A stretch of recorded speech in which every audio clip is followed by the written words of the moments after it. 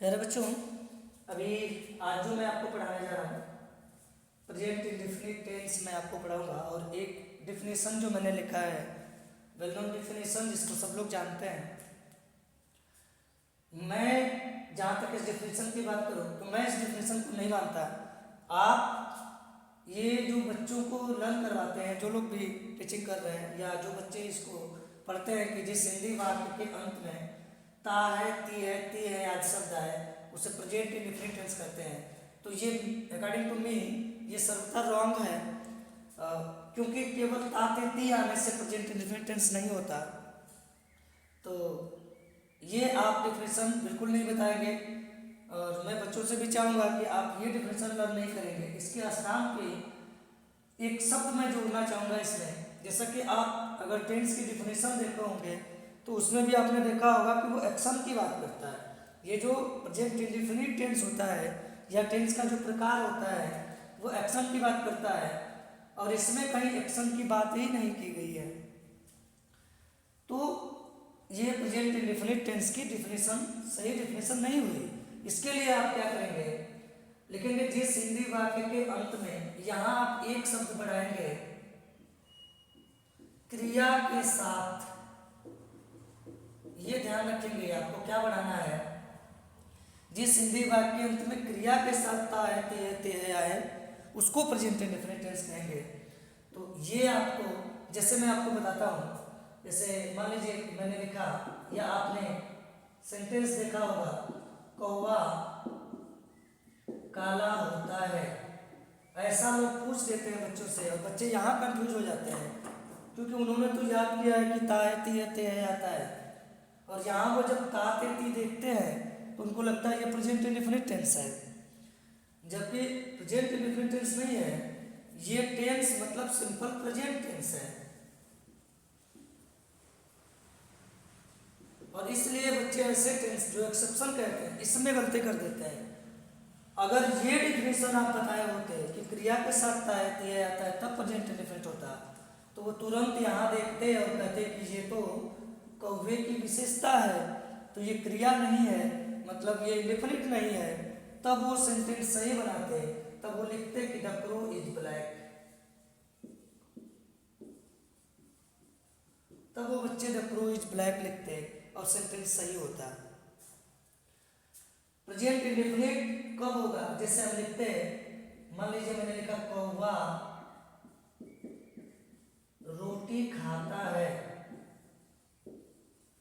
अब यहां देखिए, अब यहां जब बच्चे को आप बताएंगे तो वो देखेगा कि यहाँ पे खाना क्रिया है और क्रिया के साथ तातिथि आया है, तो वो तुरंत पहचान लेगा कि ये तो प्रेजेंट इंडेफिनिट टेंस होगा।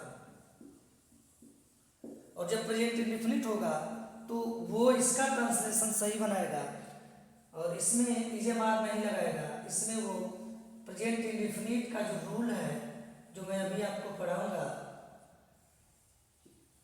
उसका यूज करके सेंटेंस बनाएगा और उसका सेंटेंस सही हो जाएगा। इतनी चीजें आपको समझ में आ रही होगी। चलिए मैं आगे बढ़ता हूँ। डिफिनीशन लिखा हम लोगों ने, इसके रूल की मैं बात करता हूँ। तो जिस किसी हिंदी वाक्य के अंत में क्रिया के साथ ता है, ती है दिया होगा, तो ऐसे सेंटेंसेस को जब आप बनाएंगे उसको, तो सबसे पहले आप क्या लिखेंगे, सब्जेक्ट प्लस ये जो क्रिया मैंने जोड़ा है इसी को आपको लिखना है। मतलब इसमें इजे मार्क का यूज नहीं करना है, वर्ब की फर्स्ट फॉर्म लिखना है आपको। और जब इजे मार्क नहीं लगाना है तो लगाना क्या है आपको, आप ध्यान दीजिएगा, आपको या तो एस लगाना है या ईएस लगाना है।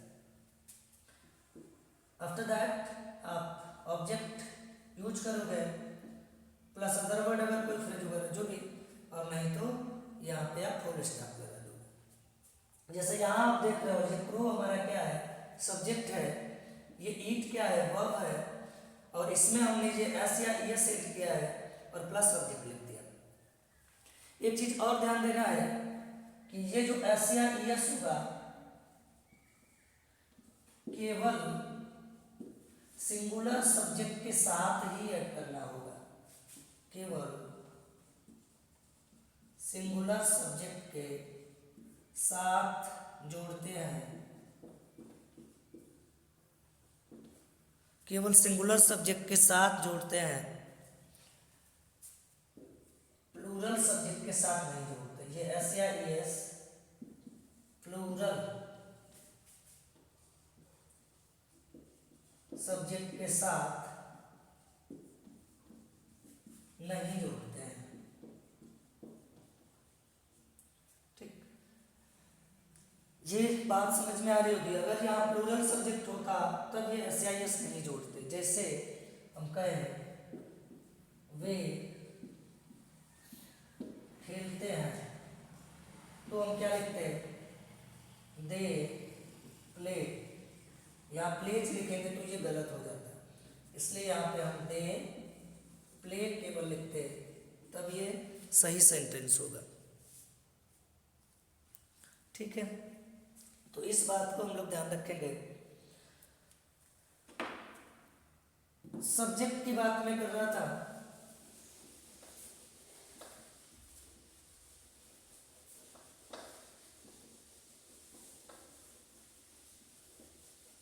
माय डियर, जो सब्जेक्ट होता है वो दो प्रकार का होता है। सिंगुलर सब्जेक्ट जिसमें आप याद रखिएगा, अगर हिंदी के वाक्य में वह आ जाए या किसी एक का नाम आ जाए तभी हम जो है इसको सिंगुलर कहेंगे, और नहीं तो प्लूरल कहेंगे। नाम आएगा तो मतलब नाम कहने का मतलब संज्ञा है। और वह की जो अंग्रेजी होती है, देखिए अगर पुरुष आता है तो उसके लिए आप ही लिखेंगे। अगर इंग्लिश में लिखूं मैं ओनली फॉर मैन, ही जो यूज करते हैं, ही यूज ओनली फॉर मैन। सी जो होता है वो स्त्री के लिए only for woman, only for woman. और एक इट आता है जो नॉन लिविंग थिंग्स के लिए आता है। तो ये सिंगुलर में होते हैं या किसी एक का नाम आ जाता है। इसके अलावा मैं प्रोनाउन की बात करूँ, ये जो है ये प्रोनाउन कहा जाता है। तो नाउन के अलावा ये तीन देखा आपने, ये प्रोनाउन जो आ रहा है मतलब सब्जेक्ट का काम दो ही करता है, या तो नाउन करेगा या प्रोनाउन। तो प्रोनाउन के रूप में और कौन कौन आते हैं तो आप ध्यान रखेंगे। प्रोनाउन के रूप में ये 7 वर्ड आते हैं, जिसमें 3 आपने देख लिया, और आई, वी, यू और दे।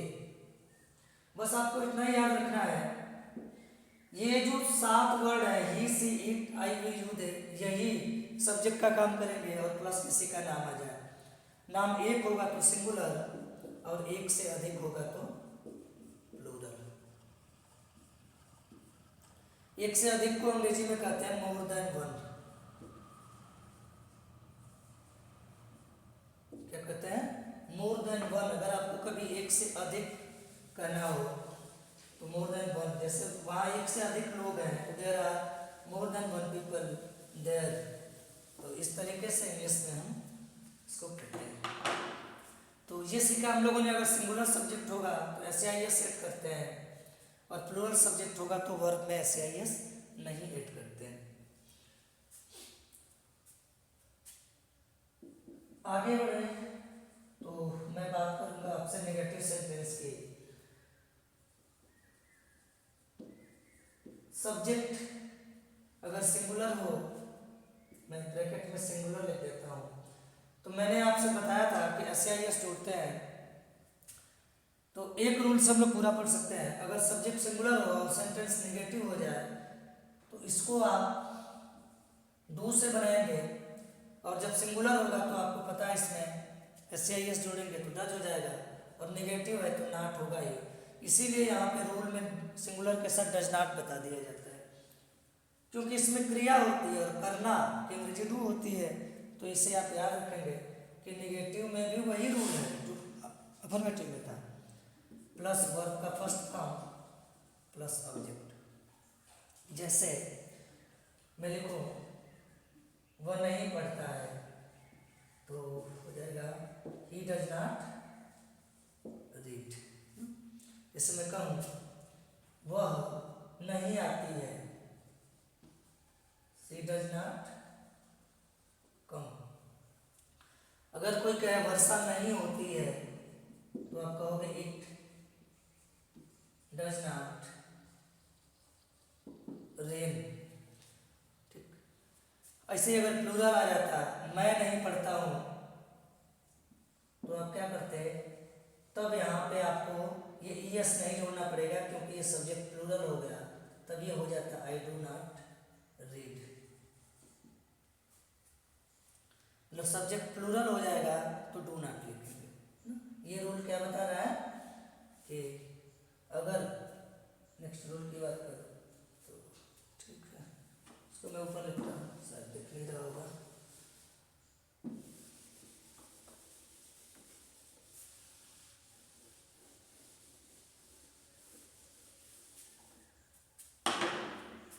अगर प्लूरल सब्जेक्ट हो तो आप डू नॉट प्लस वर्ब की फर्स्ट फॉर्म प्लस सब्जेक्ट का यूज करेंगे। जैसा मैंने अभी लिखा था, I do not read at all, मैं बिल्कुल नहीं पढ़ता हूँ। ठीक, हम लोग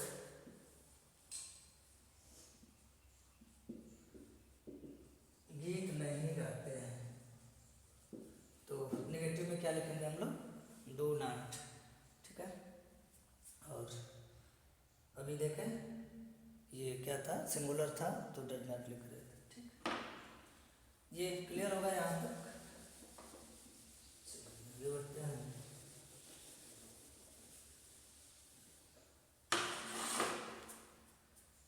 आते हैं हम लोग इंट्रोगेटिव सेंटेंस पे। इंट्रोगेटिव दो प्रकार के होते हैं।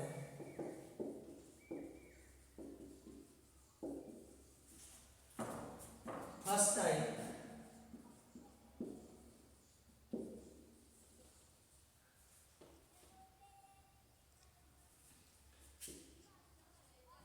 जिस हिंदी वाक्य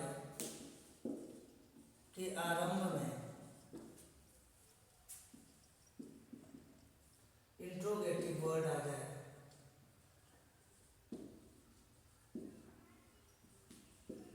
उसे इंट्रोगेटिव फर्स्ट टाइप सेंटेंस कहते हैं।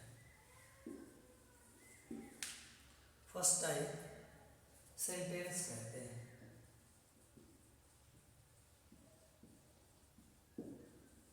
ठीक है, जैसे अब इंट्रोगेटिव वर्ड क्या होता है इसको हम लोग नोट कर लेते हैं। इंट्रोगेटिव वर्ड किसको कहते हैं, the word which is use for asking questions. हम अंग्रेजी में अगर लिखें, the word which is used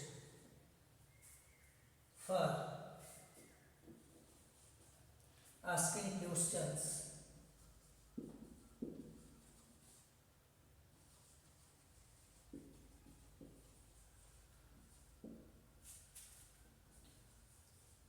called interrogative word. प्रश्नवाचक शब्द जिनसे प्रश्न पूछने का काम किया जाता है उन शब्दों को, जैसे मैं लिख रहा था मैं नहीं खेलता हूँ और इसमें मैं जोड़ देता क्या मैं नहीं खेलता हूँ, तो ये वाट जो आ गया जिससे प्रश्न बन रहा है तो इसको हम लोग इंट्रोगेटिव वर्ड कहते हैं। ऐसे ही व्हेन आ गया जिसका मतलब कब होता है, कहाँ आ गया जिसका मतलब जिसको वेयर कहते हैं, कहाँ। ऐसे हाउ दे दिया, हाउ मीन्स कैसे होता है, हु कौन। तो इस प्रकार के सेंटेंस आते हैं। इसके अलावा जितने भी WH से आएंगे ना, वाट, वेयर, हाउ, वेयर, हु है, वाई वगैरह जो भी ना, तो वही भी आएगा। तो मतलब जो WH से आएगा आप समझ लेंगे, ये सब इंट्रोगेटिव सेंटेंस कहलाते हैं। अब एक बात हम लोगों को ध्यान रखना है, ये तो इंट्रोगेटिव दो प्रकार से होते हैं, मतलब प्रश्न दो प्रकार से पूछा जाता है। तो अगर ये आ जाए, क्या मैं पढ़ता हूं, तो क्या इसमें हम वाट लगाएंगे? नहीं लगाएंगे। उसके आपको अगर वाट में क्या होता है लेकिन नहीं लगाएंगे, कब लगाएंगे इसको अभी हम बताएंगे। एक चीज याद रखेंगे, यदि सबसे पहले क्या शब्द आता है, मतलब ये इंट्रोगेटिव वर्ड यदि वाक्य में सबसे पहले आते हैं तो इसकी अंग्रेजी नहीं लिखना आपको। अभी मैंने कहा जब सेंटेंस बनाएंगे तो सब्जेक्ट से शुरू करेंगे, तो यहाँ भी सब्जेक्ट से ही शुरू करेंगे, और मैं की अंग्रेजी पहले लिखोगे आप आई। अब आई के साथ आप डू लगाते थे या डज लगाते थे, तो डू लगाते थे, उस डू को पहले कर देना है। यहाँ क्या याद रखना है कि जब भी सेंटेंस प्रश्नवाचक होगा तो जो क्रिया लगा रहे थे वो क्रिया कर्ता से पहले आएगी। बस एक रूल आपको याद रखना, इसमें डब्ल्यूएस नहीं लगाना। तो क्या हो जाएगा, डू आई रीड, मतलब क्या मैं खेलता हूं, तो क्या हो जाएगा, आई के साथ भी अभी देखा आपने डू लगाते तो ये आई डू नहीं होगा, डू आई हो जाएगा। ठीक, डू आई प्ले। हमका क्या वह रोती है, तो अब ये वह की अंग्रेजी पहले सब्जेक्ट लिखोगे आप, तो सी, और सी के साथ क्या लगाते थे, और सर डज लगाते थे, तो डज सी वीप, यहां से। ठीक, तो क्या सीखा हम लोगों ने कि जब भी क्या शब्द ये इंट्रोगेटिव वर्ड पहले आएगा तो इसको हम लोग यस नो टाइप कहते हैं ना, इसलिए इसमें डब्ल्यूएच का प्रयोग नहीं करेंगे। इसके बाद वाला जो सेंटेंस पढ़ेंगे जिसको डब्ल्यूएच टाइप कहते हैं उसमें डब्ल्यूएच का यूज करेंगे। इसमें सेंटेंस सेकेंड टाइप बताऊं आपको, सेकेंड को हम लोग डब्ल्यूएच टाइप कहते हैं। तो डब्ल्यूएच का प्रयोग किसमें करेंगे, सेकेंड टाइम में। जब क्या होगा, जब इंट्रोगेटिव वर्ड वाक्य के बीच में आए,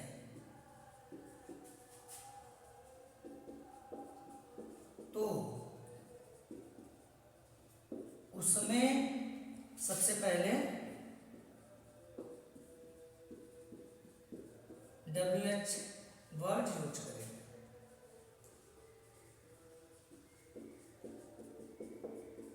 तब इसकी जरूरत पड़ेगी ना। तो ये जो मैंने लिखाया आपको डब्ल्यूएच वाला, ये किसके लिए है, सेकेंड टाइप के लिए। ठीक जी, आपको याद रखना है ये डब्ल्यूएच वर्ड जो है ये किसके लिए है, सेकेंड टाइप के सेंटेंस के लिए,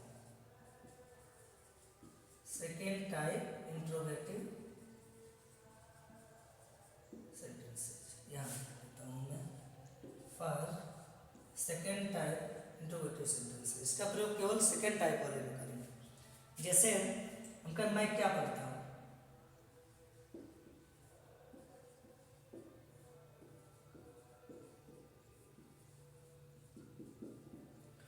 अब देखिए ये सेकेंड टाइप है या फर्स्ट टाइप, आपको बीच में आया, या इसके आंसर को जब हमसे कोई पूछेगा मैं क्या पढ़ता हूँ, वैसे थोड़े मैं यस या नो का दूंगा, बताना पड़ेगा आई रीड इंग्लिश या आई रीड मैथमेटिक्स या आई रीड ज्योग्राफी, जो भी होगा।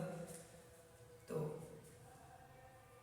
इसमें सबसे पहले हमको क्या करना होगा, डब्ल्यूएच वर्ड का यूज करना होगा। तो यहाँ हम लिखेंगे वाट। ठीक, अब एक बात मैंने बताया आपको शायद याद होगा कि जब इंट्रोगेटिव हो गया तो इस कर्ता से पहले क्रिया आएगी, तो आई से पहले हम क्या लगाते थे, डू। तो वाट डू आई, उसके बाद पढ़ना करने के लिए। ये समझ आया, चलिए कंट्रोल करते हैं।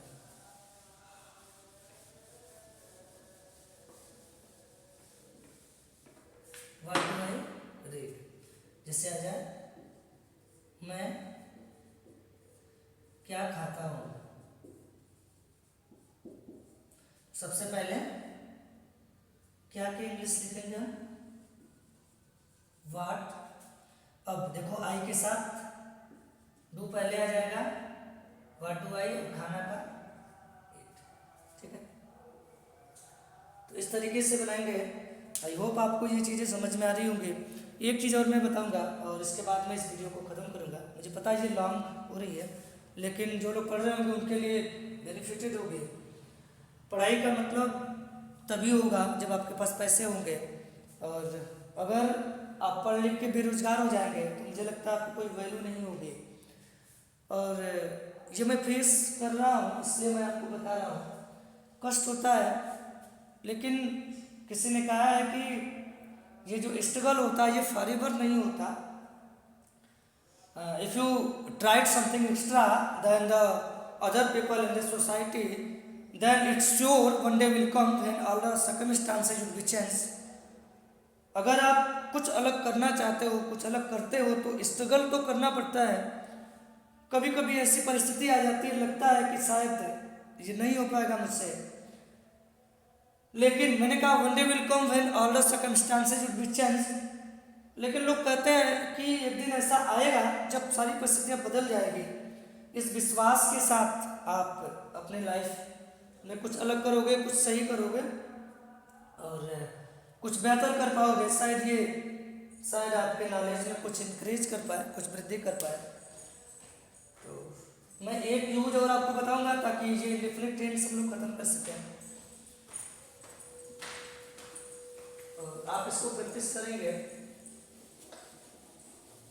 जो लोग भी स्टूडेंट हैं, जो पढ़ना चाहते हैं, एक यूज मैं और आपको जो बताने जा रहा हूँ, WHO जिसको कहा जाता है, ये बहुत ही इम्पोर्टेंट है क्योंकि ये थोड़ा एक्सेप्शन में आता है।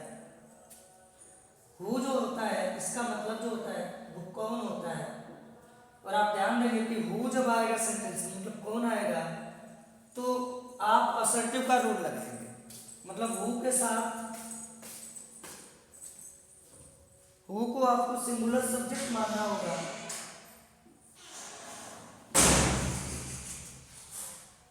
और आपको पता है जब सिंगुलर सब्जेक्ट इसको मान लिए तो हम इसके साथ एस या एस ऐड करेंगे। जैसे जैसे तुम्हें कौन पढ़ाता है।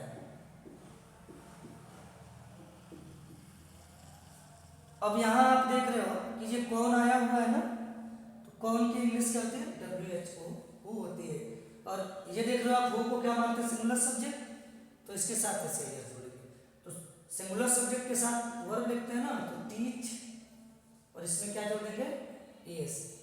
ऐसा नहीं कि ये आप सेकेंड टाइप इंट्रोगेटिव समझ लोगे, ये बात आपको माइंड करना पड़ेगा कि हु के साथ डू या डज नहीं लगाते, इसको सिंगुलर मानते। तो हु टीचेज यू, ये इंट्रोगेटिव भी लगेगा, मार्क भी लगेगा, लेकिन मैंने कहा इसको माइंड करना होगा।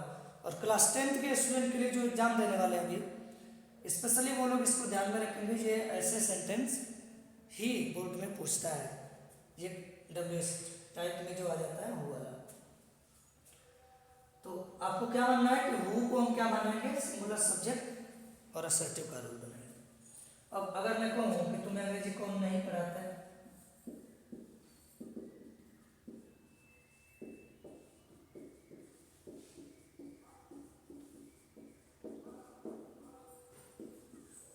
तो क्या करेंगे?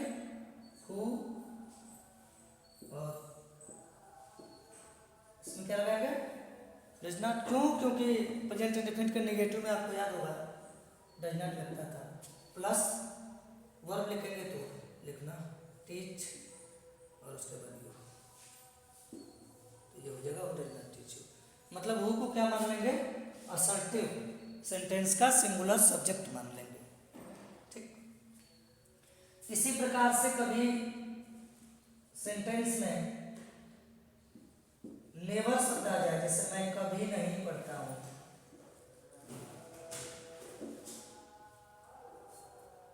तो इसमें भी आप नेवर के साथ भी ध्यान रखेंगे। नेवर के साथ भी अगर सिंगुलर सब्जेक्ट होगा तो आप SIS जोड़ेंगे और प्लूरल होगा तो नहीं जोड़ेंगे। तो ये बातें आपको ध्यान रखना है। जैसे मैं कभी नहीं पढ़ता हूँ तो आई नेवर रीड। वह कभी नहीं पढ़ती है तो क्या हो जाएगा, वह कभी नहीं पढ़ती है तो क्या हो जाएगा, सी नेवर, और यहाँ पे रीड्स हो जाएगा। तो जब नेवर होगा तो आप ध्यान रखेंगे इसको भी सिंगुलर सब्जेक्ट का जो रोल होता है वो बिहेव करेगा।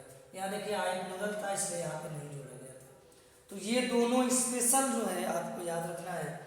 और बस इसी क्वेश्चन के साथ मैं अपनी ये वीडियो समाप्त करना चाहूँगा। आई होप आपको ये समझ में आ रहा होगा। Thank you for watching my video.